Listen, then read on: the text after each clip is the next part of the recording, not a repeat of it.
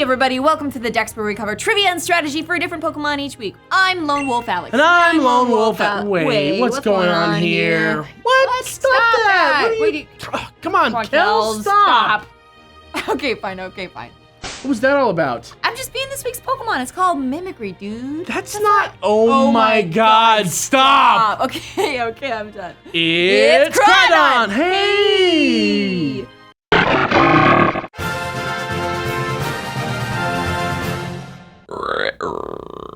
Crawdaunt's the rogue Pokemon from Gen 3. Rogue means dishonest or unprincipled, like for people and stuff, but it can also refer to animals that are driven away or live apart from the group due to its savage or destructive tendencies, like Scar, the lion. Yeah, and that's perfect for Crawdaunt because it's actually kind of a bully. Actually, more than that, it's totally a bully. It's quick to anger and challenges any outsiders who come to its pond to a battle. Pretty much textbook bully stuff, to the point that ponds where they live become desolate because nothing else wants to live there. Yeah, dude. That's why whenever you see older Crawdaunts, they always have claw scars. They can't stop fighting it out. Can't even imagine what it would be like to train one in real life. Probably worse than Ash's Charizard, like for real. Crawdaunt are based on real-life crustaceans called crayfish, which are also known as mudbugs, freshwater lobsters, crawfish, or my personal favorite, crawdads. Basically, his name is a mix of crawdad and daunting, which is a term that literally means difficult to deal with. Difficult to deal with, huh? Maybe they actually named it after you. What? Nothing. All right, I'm gonna pretend I didn't hear that. Because now that we know Crawdaunt's main influence, we can take a look at some larger concepts it exhibits really well. So for this week's particular segment, we're gonna do Edulution. Yep, like education and evolution. They know, dude. I just felt like I had to say something.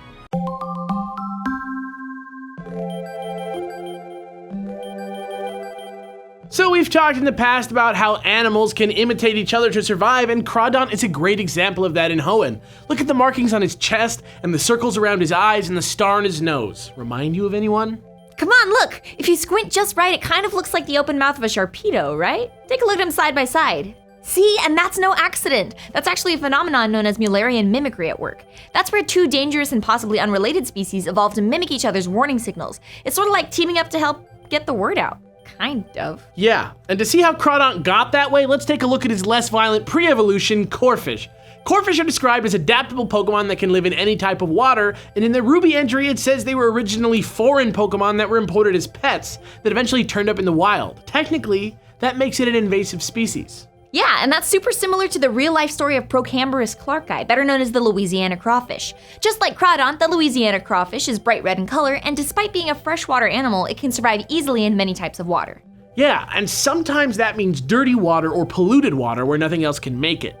They've accidentally been introduced everywhere from Asia to Africa to Europe, and they're considered an invasive pest because they compete with native crawfish species for food and constantly fight with them. Yeah, but they're also commonly used for food, so watch your back, Crawdaunt. And look, you'd really have to squint to mistake a Crawdaunt for a Sharpedo, but keep in mind that Corphish isn't from Hoenn, which implies that through evolution, it actually adapted to become more like the apex predator. And he even has the adaptability to prove it. Look at nature getting the mean guys to help each other out. That's so dope, dude. I wonder if they ever just see each other and they're like, hey, nice look, dude. I bet they totally do.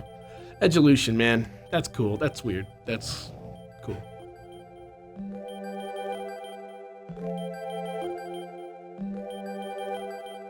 See? Wasn't that great? Yeah, dude. Sometimes I feel like us and Game Freak are in some sort of cat and mouse game to see how far down the research rabbit hole will go. Oh my god, I hope that's true. But let's not forget, above all else, Crawdaunt is a fighter. So how about next we jump into some sick Gen 6 Crawdaunt battle strats? Sounds like a plan, dude. Pokemon! I'm coming for you, Game Freak!